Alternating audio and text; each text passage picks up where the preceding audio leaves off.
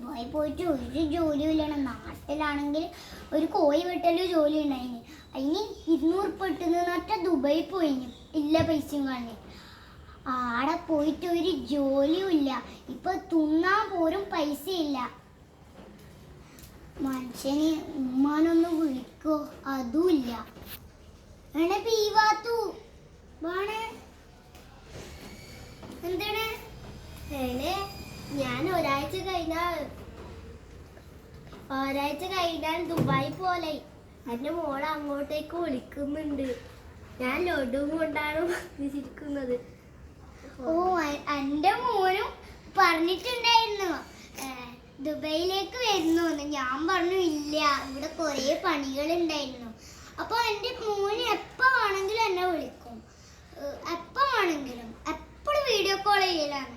അതാണ് എന്റെ മോനിപ്പോ ലക്ഷങ്ങൾക്ക് പൈസ ഉള്ള ജോലിയാണ്. കൊറേ ലഡു ഉണ്ട്. ഇന്നെ മോനുക്കും മോൾക്കെല്ലാം കൊടുത്തോ? ഓ, താങ്ക് യു.